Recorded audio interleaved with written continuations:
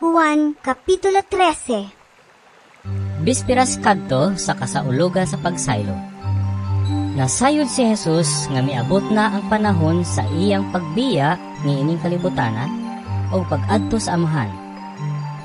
Kanunay niyang gihigugma kadtong mga iya nga aniya sa kalibutan o gihigugma niya sila hangtod sa katapusan. Nanihapon si Jesus ug ang iyang mga tinunan. Niadtong taknaa, gitisok na sayawa ngadto sa huna-huna ni Judas nga anak ni Simon Iscariote ang pagbudhi kang Jesus. Nasayod si Jesus nga gitugyan kaniya sa amahan ang tanang gahom ug nga siya gikan sa Dios ug moadto sa Dios.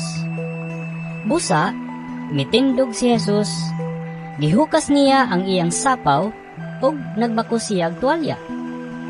Unya, naghuwad siya og tubig sa planggana ug gihugasan niya ang mga tiil sa mga tinun-an ug gipahiran sa tuwalya nga iyang gibakos.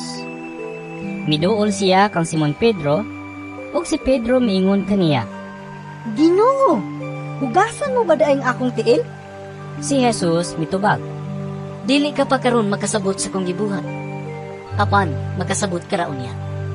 Si Pedro miingon, Dili gayud ako magpahugas nimo sa akong mga tiil.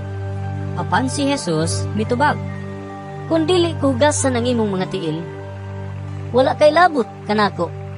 Si Simon Pedro mitubag, Kung mao ka na, Ginoo, dili kay ang mga tiil ko lamang ang hugasi, kundi hasta usab ang akong ulo ug mga kamot. apan si Jesus miingon, Ang nakaligo, hinlo na, ug dili kinahanglan nga manghugas pa. Gawa sa iyang mga tiil. Kamong tanan, hinlo na, gawas sa usa kaninyo. Nasayod ng daan si Jesus kinsa ang mabudhi kaniya.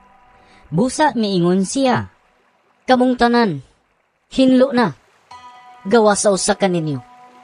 human niya kahugasi ang ilang mga tiil. Gisulob pag-usab ni Jesus ang iyang sapaw ug mibalik siya sa iyang dapit sa lamesa. Unya nangutana siya, Nakasabot ba kamo sa kong gibuhat kaninyo?